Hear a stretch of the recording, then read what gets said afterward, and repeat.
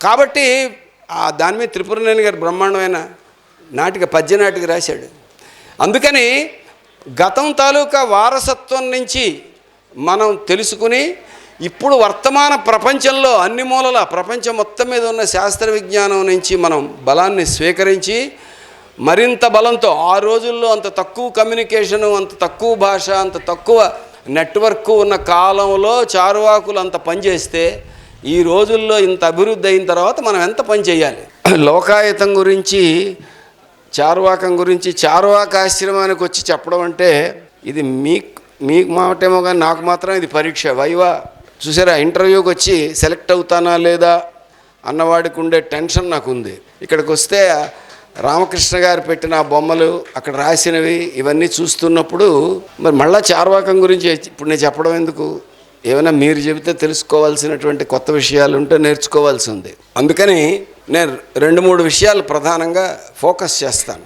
చార్వాకం గురించి చెప్పే ముందు వాళ్ళ మెథడాలజీకి సంబంధించిన ఒక అంశం, వాళ్ళు అనుసరించిన పద్ధతి, అది చార్వాకులకి మాత్రమే ప్రత్యేకమైంది కాదు. క్రీస్తు పూర్వం 8వ శతాబ్దం అంటే దాదాపు నేటికి 2800 సంవత్సరాల క్రితం ఆ కాలానికి చెందిన ఒక ఉపనిషత్తు ఉంది. దాని పేరు చాందోగ్య ఉపనిషత్తు. ఈ చాందోగ్య ఉపనిషత్తులో ఉద్దాలక అరుణి అనేవాడు తన కొడుకుని వేదాలు నేర్చుకోమని పంపిస్తాడు. వాడు 12 ఏళ్ళు వేదాలు నేర్చుకుని వస్తాడు. వేదాలు నేర్చుకున్నాక కొడుకుని తండ్రి అడుగుతాడు, ఈ ఉద్దాలక అరుణి అడుగుతాడు, ఏమి నేర్చుకున్నావు అంటే వేదాలు నేర్చుకున్నాను. వేదాల సారాంశం ఏమిటి? అదేమి నాకు తెలియదు అంటాడు. అదేమిటి అంటే మాకు వేదం వాడు ఎలా చదువుతాడో అలా చెప్పడమే మాకు తెలుసు తప్ప దాని అర్థం ఇది అని మాకు ఎప్పుడు ఎక్కడా చెప్పలేదు, చెప్పరు అని చెప్పాడు. ఇది 2800 సంవత్సరాల క్రితం చెప్పిన విషయం కదా అని నేను అనుకున్నాను. కానీ ఈ మధ్య ట్రైన్లో వస్తున్నప్పుడు ఒక వేద పండితుడు అప్పుడే పరీక్ష పూర్తి చేసి సెలెక్ట్ అయిన వాడు ఒక ఆయన తగిలాడు. ఆయన ఏదో శుక్ల యజుర్వేదంలో పండితుడు అయ్యాడు. సరే, శుక్ల యజుర్వేదంలో మీకు అడిగిన ప్రశ్నలు ఏమిటి, మీరు చెప్పిన సమాధానాలు ఏమిటి అని అడిగాను. మాకు ఈ ప్రశ్నలు ఉండవు, సమాధానాలు ఉండవు అన్నాడు. మరి ఏముంటుందంటే, ఫలానా పనస నుంచి ఫలానా పనస దాకా నువ్వు చదువు, తప్పులు లేకుండా చదివితే పాస్ అయినట్టు, లేకపోతే పోయినట్టు. మరి దాని అర్థం ఏమిటి వాడికి తెలియదు, తెలుసుకోవాల్సిన అవసరం లేదు. కాబట్టి అందులో చాలా విజ్ఞానం ఉంది అని మన మోడీతో సహా చాలామంది వేదాల్లోనే విజ్ఞానం ఉంది, మొత్తం విజ్ఞానం అంతా ఉంది, ఇలాంటివన్నీ చెబుతూ ఉంటారు కదా. ఇది 2800 సంవత్సరాల క్రితమే వేదాలకు అర్థం చెప్పకుండా దాన్ని ఫెయిత్ఫుల్గా శబ్దార్థాలు, స్వరాలు, అనుస్వారాలతో సహా, ఆరోహణ అవరోహణతో సహా ఎక్కడా పొల్లిపోకుండా యథాతథంగా దాన్ని చదివితే చాలు, అదే పాండిత్యం అనుకునేటువంటిది. అది ఆ కుర్రాడు ఉద్దాలక అరుణి గారి అబ్బాయి 12 ఏళ్ళు అలా చదివాడు. మరి దీనికి నువ్వు 12 ఏళ్ళు చదివి ఉపయోగం ఏమిటి అని ఉద్దాలక అరుణి అడుగుతాడు. ఉపయోగం ఏంటి, చదివేశాను కదా అయిపోయింది అంటాడు. అంటే చదువుకి, ఆ వేద పాండిత్యానికి ఏ ప్రయోజనం లేదు. ఇదంతా నేను ఎక్కడి నుంచో చెప్పడం లేదా, ఆ చాందోగ్య ఉపనిషత్తులోనే ఉంది. ఉపనిషత్తు కదా అని మనం దాని పక్కన పెడతాం, కానీ వాటిల్లోంచి కూడా మనం తీసి మనకి పనికొచ్చేవి ఏరుకొని వాడుకోవాలి. అప్పుడు ఈయన ఏమంటాడంటే, సరే నేను 1-2 ప్రశ్నలు అడుగుతాను చెప్పు.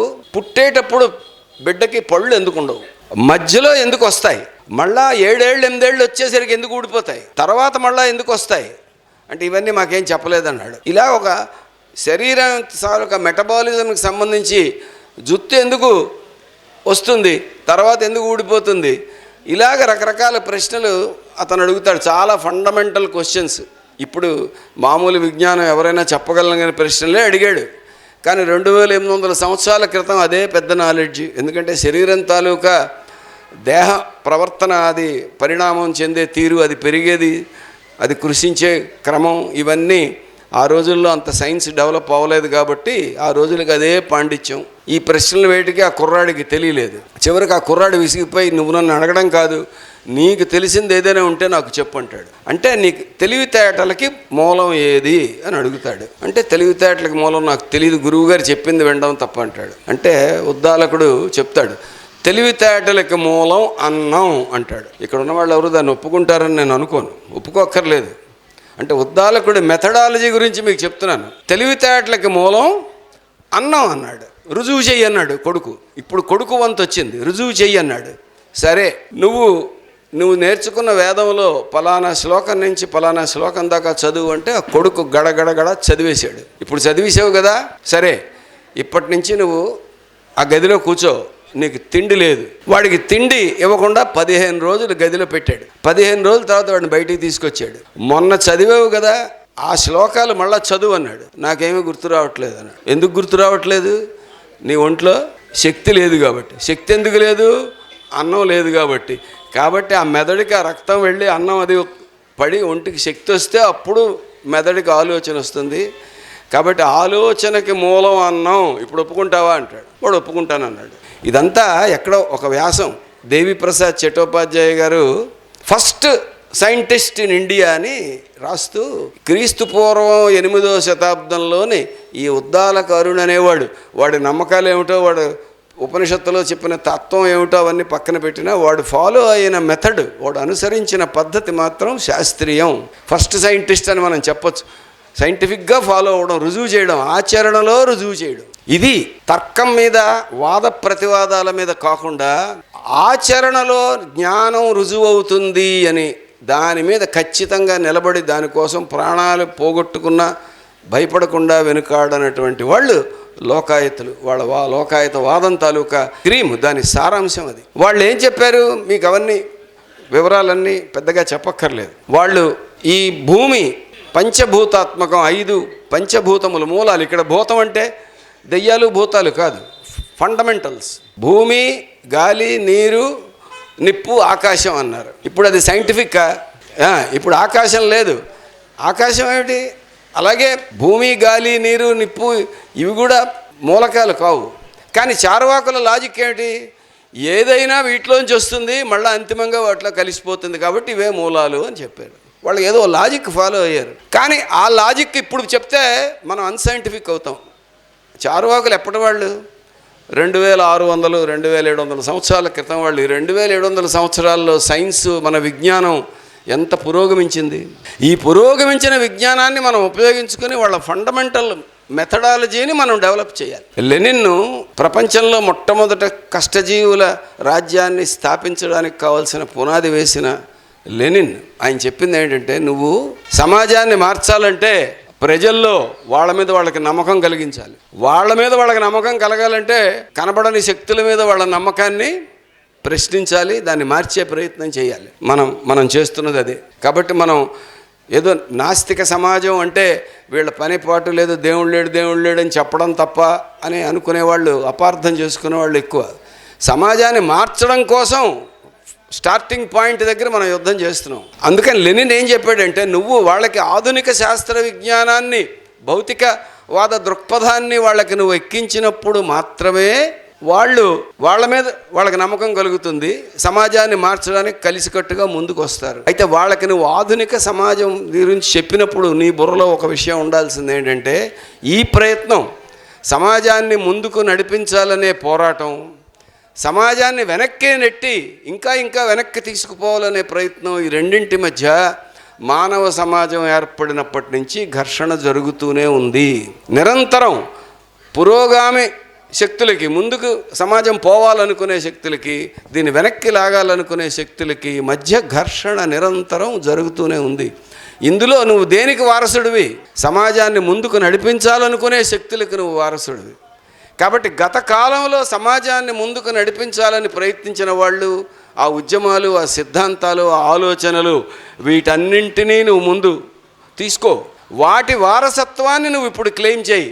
అంటే మేము ప్రాచీన కాలం నుంచి ఎవరైతే భౌతికవాద దృక్పథంతో ఉన్నారో, ఎవరైతే సమాజాన్ని నడిపించాలనుకున్నారో, ఎవరైతే సమాజంలో ఆధిపత్యాన్ని సవాల్ చేశారో, దోపిడీని ప్రశ్నించారో, వాళ్ళందరి తాలూకా భావాలు మావే, వాళ్ళందరి వారసులం మేమే అని చెప్పాలి. కాబట్టి ఈనాటి సమాజంలో ఉన్న మనమందరం చార్వాకుల యొక్క వారసత్వాన్ని ఎందుకు క్లెయిమ్ చేయాలి?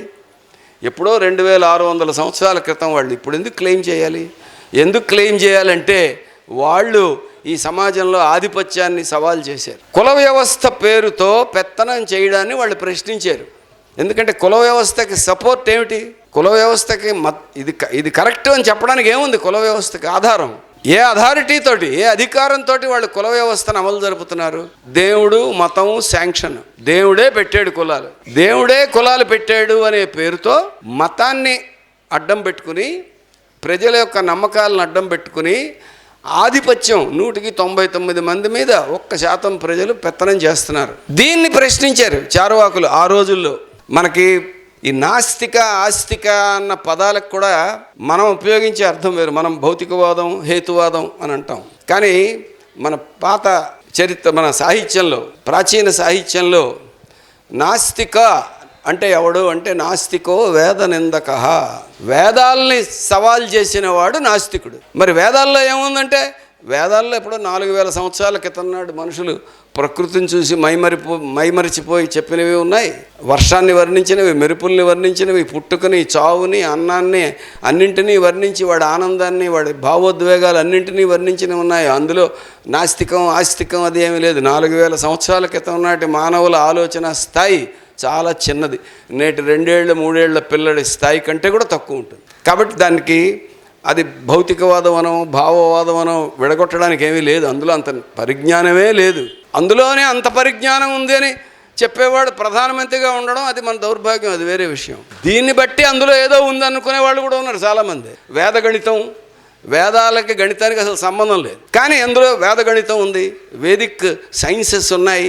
ఇలాగ చెప్పి దానికి స్కూళ్ళు పెట్టి పెద్ద వ్యాపారం చేసి ఇలాంటి వ్యవహారం అంతా నడుస్తుంది. మోసపోయేవాడిని మోసగించేవాడు ఎప్పుడు కొత్త కొత్త పద్ధతులు కనిపెడుతూనే ఉంటాడు. మళ్ళీ డైవర్ట్ అవుతుంది నా సబ్జెక్టు.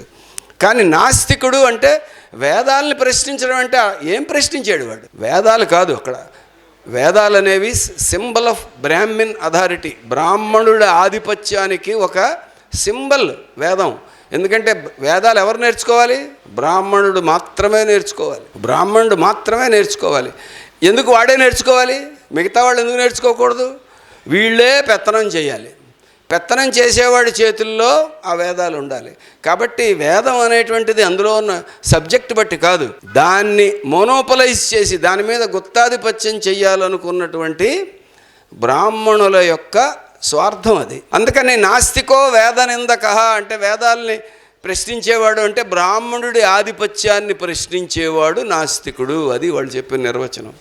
దేవుణ్ణి నమ్మినా నమ్మకపోయినా నువ్వు బ్రాహ్మణుడి ఆధిపత్యాన్ని సవాల్ చేయకూడదు. ఇది ఎందుకు చెబుతున్నానంటే, ఇప్పుడు ఇక్కడ కపిలుడు పెట్టాం, కణాదుడు పెట్టాం, వీళ్ళు బ్రాహ్మణాధిపత్యాన్ని సవాల్ చేయలేదు, చార్వాకులు చేశారు. మిగతా వాళ్ళకి చార్వాకులకి తేడా చెప్పడం కోసం నేను చెబుతున్నాను. భౌతికవాద సిద్ధాంతాలు చెప్పినటువంటి దర్శనాలు, ఫిలాసఫీస్, దర్శనం అంటే ప్రాచీన భాషలో ఫిలాసఫీ, తాత్విక దృష్టి, ఆ భౌతికవాదమే. దేవుడు లేడు, పదార్థమే ఉంది అని చెప్పాడు కపిలుడు. పదార్థవాదం, స్వభావవాదం చెప్పాడు. కణాదుడు అణువులు మూల పదార్థాలు అని చెప్పాడు, దేవుడు మూల పదార్థం అని చెప్పలేదు. మరి కణాదుడు చార్వాకుల్లో ఎందుకు కలవలేదు? లేదా చార్వాకుడిని నాశనం చేసినట్టు కణాదుల వాళ్ళ సిద్ధాంతం ఎందుకు నాశనం కాలేదు? దాన్ని కణాదుడు చెప్పిన సిద్ధాంతాన్ని వైశేషికం అంటారు. గౌతముడు న్యాయం, ఆ దర్శనం కూడా లాజిక్ మీద చెప్పిందే, అందులో కూడా దేవుడి మీద ఆమోదం లేదు. కాబట్టి న్యాయం, వైశేషికం, పూర్వమీమాంస, ఇది సాంఖ్యం, యోగం, ఇవన్నీ కూడా దేవుడు లేడు అనేటువంటి దాన్నే చెప్పాయి. బ్రాహ్మణులకి అదేం ప్రాబ్లం లేదు. నువ్వు దేవుడు ఉన్నా లేకపోయినా పర్వాలేదు, నువ్వు ఆ పాయింట్ ఏడిస్తే ఏడు, మాకు సంబంధం లేదు. నువ్వు మా ఆధిపత్యాన్ని ప్రశ్నిస్తావా, అంగీకరిస్తావా? మీ ఆధిపత్యాన్ని అంగీకరిస్తానంటే ఓకే, అంగీకరించకపోతే నువ్వు నీ సంగతి తెలుస్తావు, నేను బతకనివ్వం. సింపుల్. వాళ్ళు వేరే రూల్ ఏం పెట్టుకోలేదు, చంపేశారు. చార్వాకుడు అంటే చంపాల్సిందే. ఆ రోజుల్లో లిపి, పుస్తకాలు ఇవన్నీ మన జ్ఞానాన్ని దాచిపెట్టుకోవడానికి కావాల్సిన ఏర్పాట్లు లేవు. తాటాకులు రాసుకోవడం, అది కూడా లిపి చాలా పరిమితంగా ఉండేది. ఇప్పుడో చాలా కాలం తర్వాత ఆ లిపి ఇంప్రూవ్ అయింది. 1వ శతాబ్దం నాటికి రాసే భాష అర్థవంతంగా రాయడం ఇలాంటివన్నీ పెరిగాయి. అంతకుముందు చాలా పదాలకి పూర్తి అర్థాలు లేవు. కర్త, కర్మ, క్రియ లాంటివి ఉండవు. వైదిక సంస్కృతంలో చాలా ఉండవు. అది నోటి మాటగా వచ్చింది. అందులో కొన్ని పదాలు రాయలేం కూడా, ఇప్పుడు రాయడానికి పనికిరావు అవి. అటువంటి కాలంలో చార్వాకులు తమ భావాలు ప్రజలకు చెప్పుకున్నారు. ఏమిటి దారి? నోటి మాటే. రాసేది లేదు, కరపత్రాలు పంచడం లేదు, మైకులు లేవు, రికార్డింగ్ లేదు, ఏమీ లేవు. కానీ ప్రజల్లో పాపులర్ అయ్యారు. మీరు గమనించాల్సిందంటే మనకు కావాల్సింది ఆ స్పిరిట్. అయ్యో మన మాట జనాలు వినడం లేదే అని కాదు. ఏమీ లేని రోజుల్లో నువ్వు ఈ చార్వాకుడు చెప్పిన భావాలు చెబితే బ్రాహ్మణాధిపత్యాన్ని సవాల్ చేస్తే చంపేస్తారు అన్న రోజుల్లో వాళ్ళు జనాల్లో పాపులర్గా తమ భావాల్ని ప్రచారం చేశారు. అది వాళ్ళ గుండెకాయ తాలూకా బలం. అది మనకు అది కావాలి. అందులో వాళ్ళు చెప్పినవన్నీ వెర్బాటం అదే పద్ధతిలో మనం ఇప్పుడు చెప్పకూడదు.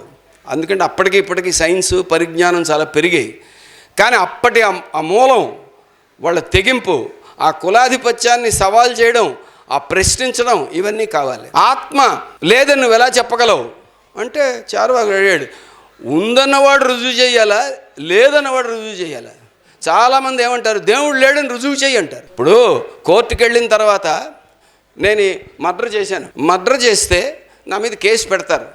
పెట్టి కోర్టులో నిలబెట్టాక ఎవరు రుజువు చేయాలి? నన్ను అడుగుతారు, మర్డర్ చేసావా? లేదు అంటాను. వదిలేరు కదా.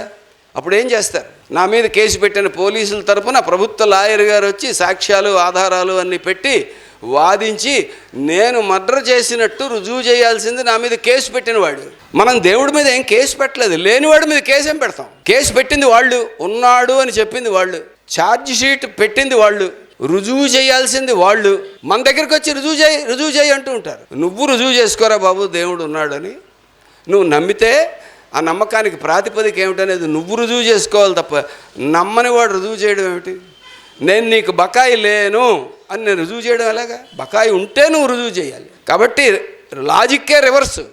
ఈ నమ్మకం, దేవుడు అనే నమ్మకాన్ని గురించి ప్రచారం చేసేవాళ్ళు వాళ్ళు కోట్ల మంది ఉండొచ్చు, వందల కోట్ల ఉండొచ్చు, కానీ వాళ్ళ లాజిక్ శుద్ధ తప్పు. అందుకని చార్వాకులు వీళ్ళు ఏమన్నారంటే ఆత్మ ఉన్నదని నువ్వు రుజువు చేయండి. అంటే ఆత్మ శరీరంలోంచి వెళ్ళిపోయింది కాబట్టే ఆ మనిషి చచ్చిపోయాడు. అంటే వెళ్ళిపోయిన ఆత్మ ఎక్కడికి వెళ్ళింది?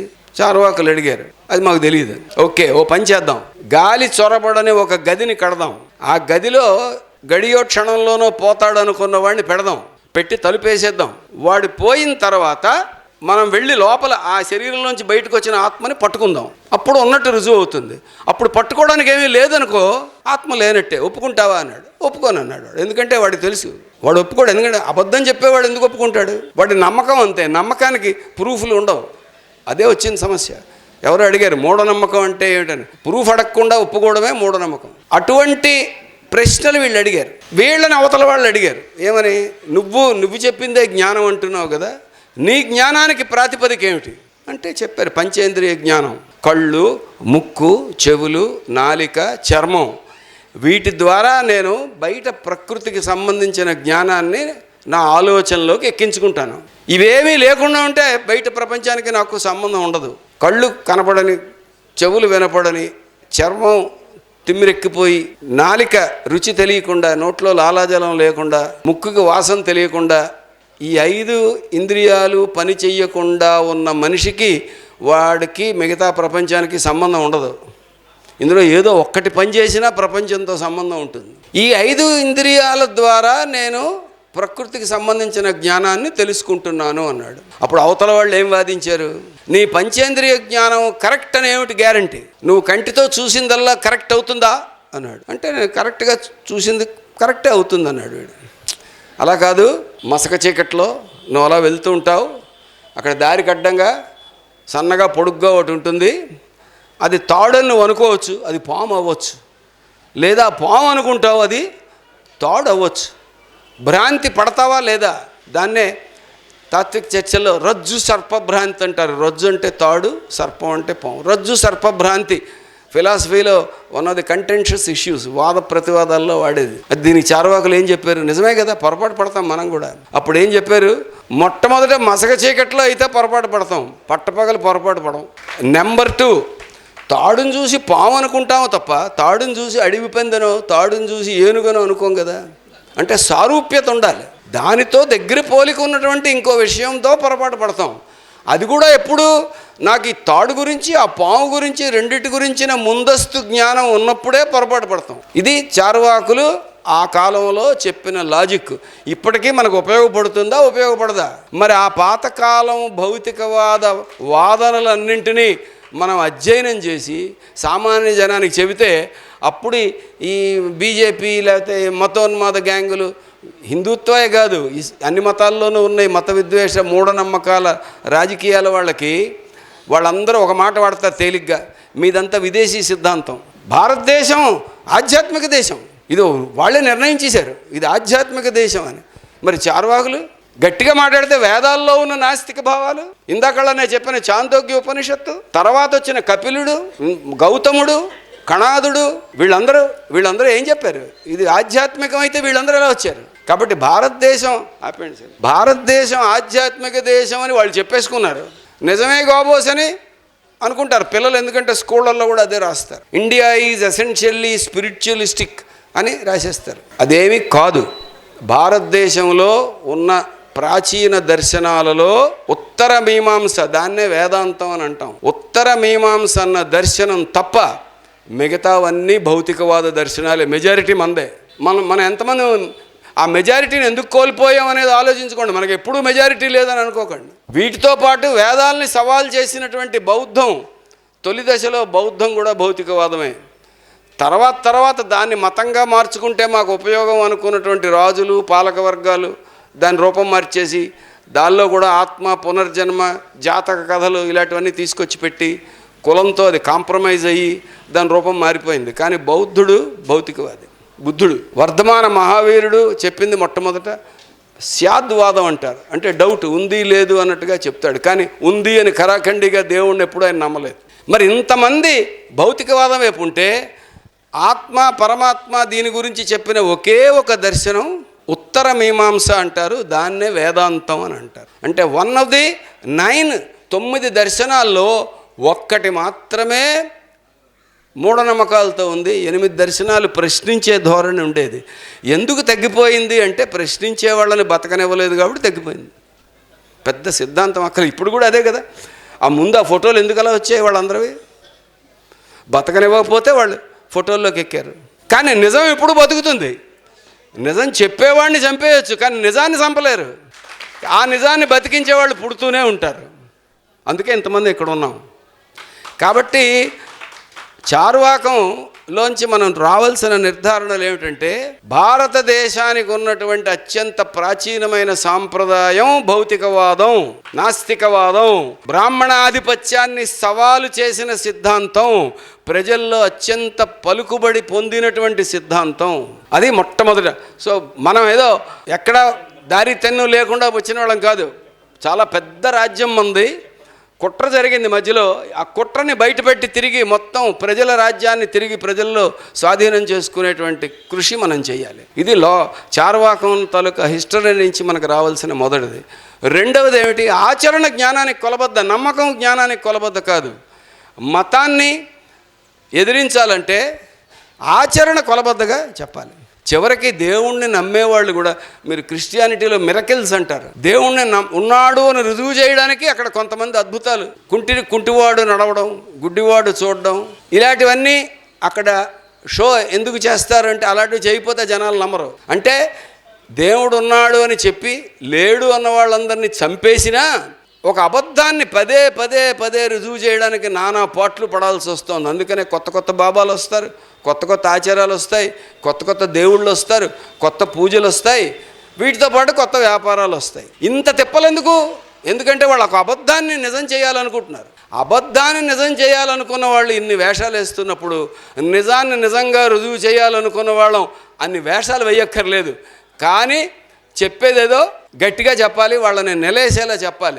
నిలేసే పద్ధతి ఏమిటి అంటే ఆచరణ కొలబద్ద, ప్రాక్టీస్, ఆచరణలో రుజువు చేయి.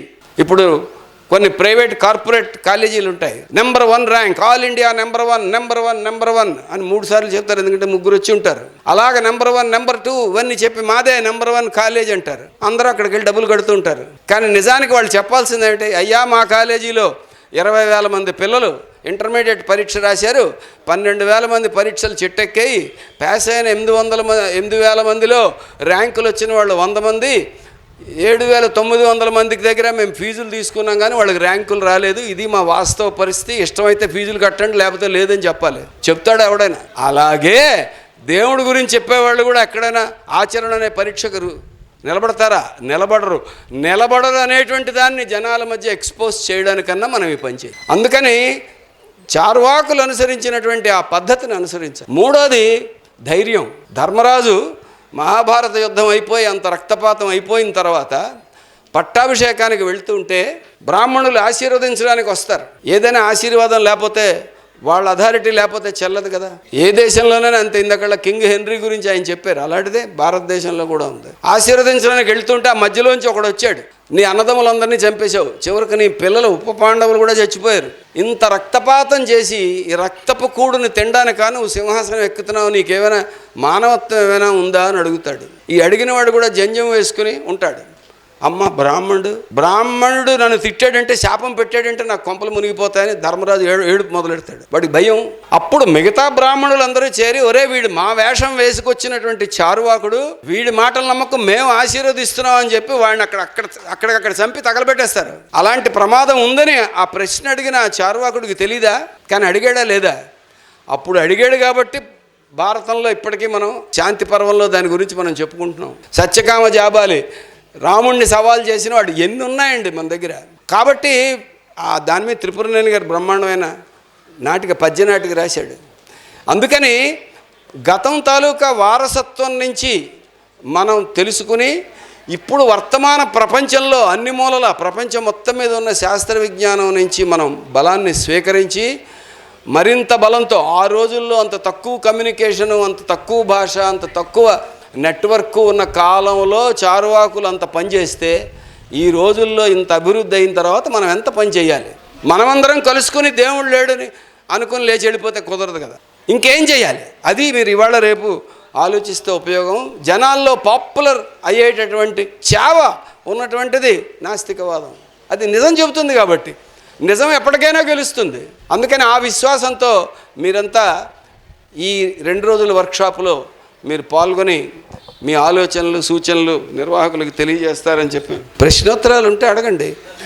ఎక్కువ అంటే నేను ఎక్కువ చెప్పేదానికంటే కపిలుడు, కణాదుడు, చారువాకుడు దేవుడి గురించి చెప్పారా, పరలోకం గురించి చెప్పారా? ఒక్కొక్కళ్ళు ఒకలా చెప్పారు. కపిలుడు స్వభావవాదం అనే చెప్పాడు, దేవుడు లేడు అనే చెప్పాడు. కానీ వేదాల అధికారాన్ని అంగీకరించాడు. ఎక్కడా పరలోకం ఉందనే చెప్పలేదు. ఎవరో చెప్పారు, అసలు ఈ లోకం ఎలా వచ్చింది అని అడిగారు కణాదుడిని. అడిగితే లోకం ఉంది సహజంగా, పదార్థం లక్షణం సహజంగా అది ఉంటుంది, రూపం మారుతూ ఉంటుంది తప్ప పదార్థాన్ని ఎవడు పుట్టించలేడు, ఎవడు నాశనం చేయలేడు చెప్పాడు.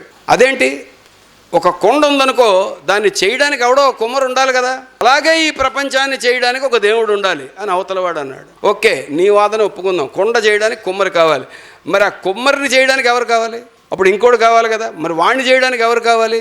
కాబట్టి నీ ప్రశ్న కొండకి కుమ్మరికి ఉన్న వాదన సామ్యం చెల్లదు. ఎందుకు చెల్లదంటే ఇక్కడ ఉన్న మట్టిలోంచి వాడు కుండ తయారు చేసాడు తప్ప గాలిలోంచి చేయలేదు. ఇది కణాదుడు అంటే క్రీస్తు పూర్వం 800 సంవత్సరాల నాటివాడు, 800-900 కాలం నాటివాడు. సాంఖ్యం అంటారు.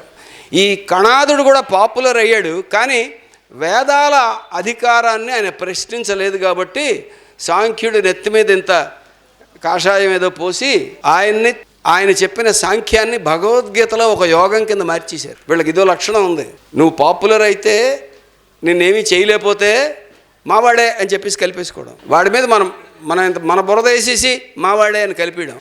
ఆ రకంగా వీళ్ళని కలిపేశారు. అలా కలిపిన వాడిలో మొట్టమొదటి వాడు కపిలుడు. ఇంకా కణాదుడు వైశేషికం చెప్పిన దానిలో ఏం చెప్పాడంటే, అణువులు సంయోగం వల్ల పదార్థం ఏర్పడింది, అణువులు ఎలా విడిపోతాయి, ఎలా కలుస్తాయి, ఇదంతా బాగా చెప్పాడు. కానీ మూల ప్రశ్న దగ్గర పల్టీ కొట్టాడు. మూల ప్రశ్న ఏమిటి, అసలు ఈ అణువులకి మూలం ఏమిటి అంటే, అణువులకు మూలం అతీతమైన శక్తి అని ఒప్పేసుకున్నాడు. ఆయన అణు సిద్ధాంతాన్ని ప్రచారం చేయాలి, ఇది నాశనం అయిపోకూడదు అన్న తాపత్రయంలో ఇక్కడ కాంప్రమైజ్ అయ్యాడు. ఈ కాంప్రమైజ్ అవ్వడం భారతీయ సైంటిస్టుల్లో చాలా కాలం నుంచి ఉంది. మన భారతదేశంలో వైద్యం, ఆయుర్వేదం చాలా కాలం అంటరాని వాళ్ళ వృత్తిగా ఉండేది. వైద్యుల్ని భోజనాలకు పిలిచేవాళ్ళు కాదు, వైద్యులను అంటుకొని ఇచ్చేవాళ్ళు కాదు. ఎందుకంటే వైద్యులు శాస్త్రం చెప్తారు, శాస్త్రం కులాన్ని ఒప్పుకోదు. దైవాంశ సంభూతుడైన మహారాజు గారికి విరోచనాలు వస్తాయా? అసహ్యంగా లేదా? కానీ వైద్యుడు వచ్చి మందు ఇస్తే తప్ప విరోచనాలు తగ్గవు. కాబట్టి రాజు కూడా మామూలు మనిషే అని రుజువు చేయడానికి సాక్ష్యం వైద్యుడు. అందుకని వైద్యుల దగ్గరికి రానివ్వకూడదురా బాబు అని చాలా కాలం దూరంగా ఉంచారు. కానీ వాళ్ళు నేర్చుకున్న అపారమైన విజ్ఞానం నాశనం అయిపోకుండా ఉండాలని వీళ్ళు రాసిన చరకుడు సుశ్రుతుడు వీళ్ళు రాసినటువంటి గ్రంథాల్లో పూర్వజన్మలో చేసుకున్న పాపం వల్ల జబ్బులు వస్తాయని 1-2 శ్లోకాలు కలిపి స్టాంప్ అప్రూవల్ తెచ్చుకున్నారు. మనం కూడా మున్సిపాలిటీ ప్లాన్ అప్రూవల్ తెచ్చుకోవాలంటే ఒక ప్లాన్ ఇస్తాం, కట్టేటప్పుడు వేరే ప్లాన్ చూపిస్తాం కదా. అలాంటి డొంక తిరుగుడు వ్యవహారం నడిపారు. ఈ కణాదుడు కూడా అటువంటి డొంక తిరుగుడు వ్యవహారంతో వచ్చాడు. కానీ అతని బేసిక్ సిద్ధాంతం రైట్. చార్వాకులు అంటే పూర్తిగా నో కాంప్రమైజ్, లేడు, చంపేస్తే చంపేయి, నరికేస్తే నరికేయి, నా వాదనే, నేను చెప్పేదే అని రాజీ లేకుండా నిలబడ్డది చార్వాకులు. అందుకనే ఆశ్రమానికి చార్వాక ఆశ్రమం అని పెట్టారు పేరు. కపిలుడి ఆశ్రమం అని పెట్టలేదు కదా. ఎక్కడో కాంప్రమైజ్ ఉంది, ఇక్కడ కాంప్రమైజ్ లేదు. అది చార్వాకుడు తాలూకా ఇది. పరలోకం గురించి కూడా వీళ్ళందరూ చెప్పింది చాలా క్లియర్. పరలోకం అనేటువంటిది లేదు, ఇదే లోకం. అంతేకాదు ఈ లోకం నిరంతరం మారుతూ ఉంటుంది. మారుతూ ఉండే ఈ లోకాన్ని అర్థం చేసుకోవాలని కూడా వాళ్ళు చెప్పారు. మహాభారతం ధర్మయుద్ధం 18 అక్షౌహిణీలు 11+7 18 రోజులు జరిగాయి. అంటే దాదాపు 35 నుంచి 40 లక్షల మంది సైనికులు, జంతువులు, రకరకాల వంట 10-15 మంది మాత్రమే. 10-15 మంది మాత్రమే మిగలటం ధర్మయుద్ధం అవుతుందా? మీ ప్రశ్నలోనే సమాధానం ఉంది. ఇప్పుడు ఏంటంటే పురాణాలు అంటేనే అతిశయోక్తి. వాళ్ళు ఇన్ని అక్షౌహిణులు అంటే నేను ఒకసారి ఈ అక్షౌహిణి లెక్కలు ఏమిటని తీస్తే వాళ్ళు చెప్పిన లెక్కల ప్రకారం అయితే అంత జనాభా భారతదేశంలో ఉపఖండంలో ఆ రోజు లేరు. రెండోది, అంతమంది విల్లంబులు లాంటివి పట్టుకోవాలంటే అప్పటికి అంత ఇనుము ప్రొడక్షన్ ఉండాలి, లేదు. మరి రాసినవాడికి ఏమిటి వాడు ఊహ. మా అబ్బాయి నన్ను చిన్నప్పుడు ప్రశ్న అడిగాడు, వాడు 4 ఏళ్ళప్పుడు, భీముడికి బలం ఎక్కువ ఆంజనేయుడికి బలం ఎక్కువ అన్నాడు. అంటే పాండవ వనవాసం సినిమా చూపించి ఆంజనేయుడికే బలం ఎక్కువ, ఎందుకంటే భీముడు ఆంజనేయుడి తోకను కూడా ఎత్తలేకపోయాడు అన్నాను. ఓకే. వాడు ఇంకో ప్రశ్న అడిగాడు, ఆంజనేయుడికి బలం ఎక్కువ చిరంజీవికి బలం ఎక్కువ అన్నాడు. బుర్ర గోక్కున్నాను. ఆంజనేయుడికే బలం ఎక్కువ అన్నాను. ఏమీ కాదు, చిరంజీవికే అన్నాడు. ఎలాగరా అన్నాను. అంటే ఆంజనేయుడు పెద్ద గద తీసుకుని 1 by 1 కొడతాడు, చిరంజీవి ఉట్టి చేతులతో ఒకేసారి 20 మందిని కొట్టేస్తాడు, చిరంజీవికే బలం ఎక్కువ. ఒరే సినిమాలో అలా చూపిస్తారా అన్నాను. అది కూడా సినిమాయే కదా అన్నాడు. ఒరే వీడికి ఉన్నపాటి లాజిక్ నాకు లేకపోయింది, వ్యాసాలు రాసేస్తున్నాను, పుస్తకాలు రాసేస్తున్నాను కానీ అనుకున్నాను. కాబట్టి పిల్లల్ని జాగ్రత్తగా పెంచితే మనకంటే పవర్ఫుల్ చారువాకులు అవుతారు, వాళ్ళు సైంటిస్టులు అవుతారు. వాళ్ళ బుర్రలు మనం చెడగొట్టేస్తుంటాం. అది మనం చేసే సగం పని. మనకు తెలియకుండా ఈ విద్యా వ్యవస్థలో వాళ్ళకి నెట్టి అందరితో పాటు. ఇది ఎందుకు చెబుతానంటే మహాభారతం కానీ రామాయణం కానీ లోకల్ గాథలు, లోకల్గా అధికారం కోసం ఇంటర్నెస్ అయినంటారే ఆయా తెగల మధ్య అధికారం కోసం జరిగిన యుద్ధాలలో ఒకళ్ళు గెలిచి ఉండొచ్చు, ఒకళ్ళు ఓడిపోయి ఉండొచ్చు, ఈ చాలా జరిగి ఉండొచ్చు. ఈ జరిగినటువంటి నిజంగా యుద్ధం జరిగిందా లేదా అంటే ఆ కురుక్షేత్ర యుద్ధం జరిగిందన్న దాఖలాలు కూడా చూపించిన వాళ్ళు ఉన్నారు. కానీ ఆ యుద్ధం ఈ పురాణ గాథల్లో చెప్పినంత పెద్ద యుద్ధం, అద్భుతాలు ఇవన్నీ ఉన్నాయని ఏమీ లేవు. మాయాబజార్ సినిమా మనందరికీ తెలుసు. మాయాబజార్ సినిమా అనేది భారతంలో లేనే లేదు అని వాదించే ఛాందస పండితులు ఉన్నారు. అసలు భారతంలోనే మీరు చెప్పినవి చాలా నిజంగా జరిగినవి లేవు కదా.